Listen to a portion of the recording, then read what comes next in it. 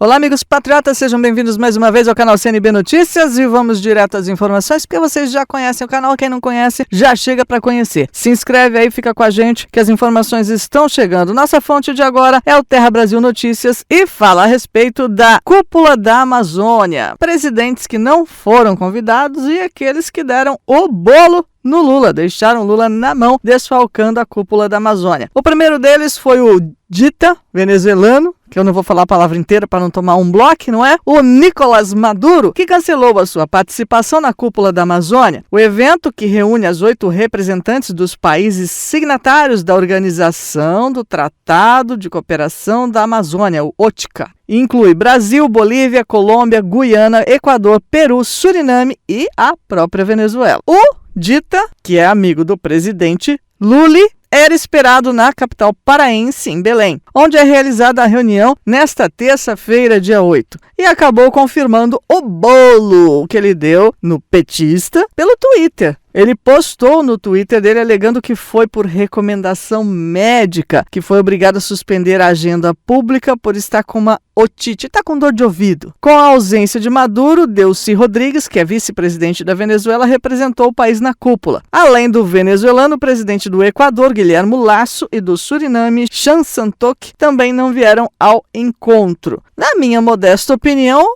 o Maduro não quis aparecer porque muito antes dele vir já estava o protesto armado em muitos lugares por lá contra a presença dele no Brasil. E também porque ele pôr o pé fora do território dele arrisca um pouco a segurança dele em relação a autoridades americanas que estão no encalço do sujeito. Bom, gente, tomou o bolo dessa galera, mas eu devo ressaltar para você que o governo Lula excluiu o presidente dos Estados Unidos, Joe Biden, desta cúpula. Mesmo, entretanto, de o presidente dos Estados Unidos, Joe Biden, ter recentemente doado 500 milhões de dólares ao Fundo da Amazônia, mesmo assim ele não foi convidado. O Itamaraty justificou a decisão dando preferência aos países da tal OTCA e parceiros tradicionais, como a Alemanha e Noruega, que também foram convidados, e a França em virtude da Guiana Francesa. Também São Vicente e Granadinas, atual presidente da CELAC, também foram incluídos na lista de convidados, que não incluiu o Joe Biden. Durante o evento, o presidente da Colômbia, Gustavo Petro, defendeu uma posição crítica ao uso de combustíveis fósseis e à exploração de petróleo na área da Amazônia, classificando de, entre aspas, negacionismo, medidas adotadas no sentido oposto. O colombiano destacou ainda que as forças progressivas deveriam estar sincronizadas com a ciência. A posição colombiana ocorre em meio à controvérsia brasileira sobre a exploração na foz do rio Amazonas. Entre os países amazônicos, a Colômbia é o que mais se destaca na preservação da floresta.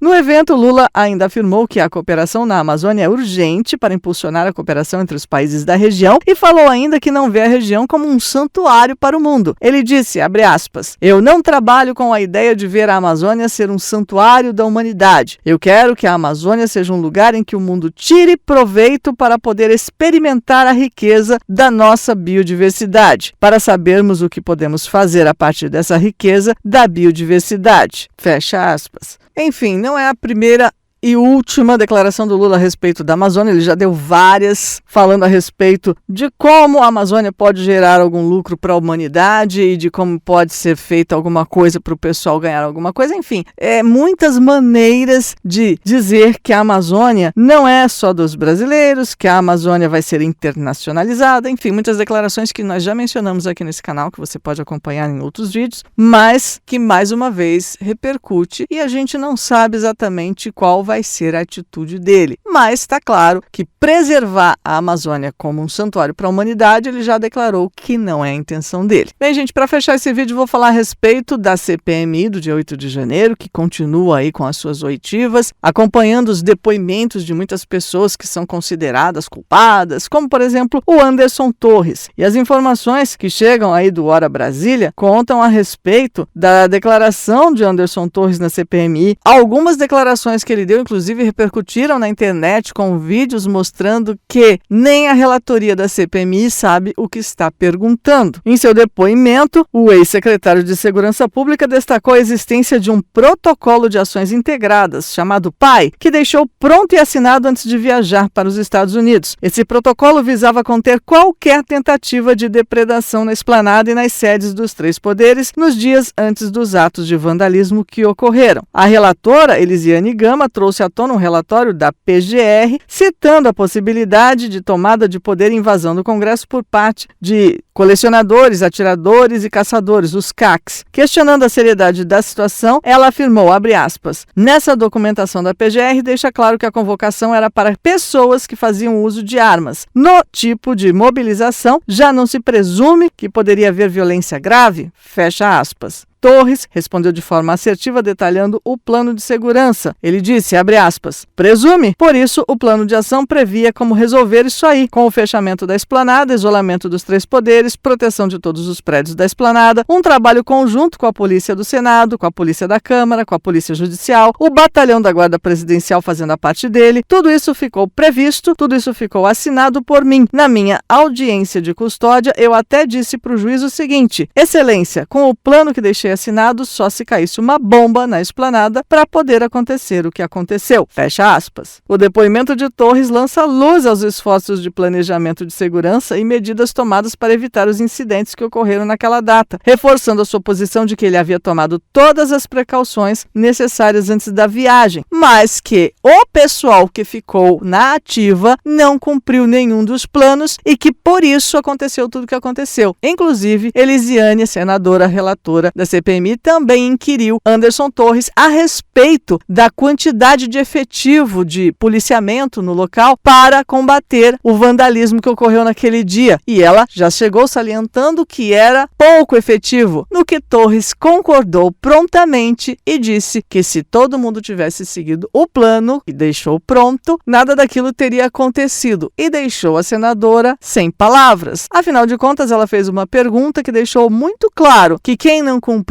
o papel a que estava destinado foram as pessoas e as autoridades que estavam naquele dia, naquele local e que deveriam ter seguido um plano de segurança que não foi seguido. Mas o Anderson Torres está lá sendo julgado porque é o bode expiatório dessa história, porque, mais uma vez, foi um remanescente do governo Bolsonaro e, obviamente, eles não acusam os do próprio lado. Eles tiraram da reta e só colocaram na reta do outro lado. Entenderam? Muito bem, deixo para você o comentário. Fique atento nesse canal porque a qualquer momento eu volto com mais informação. Tchau, tchau.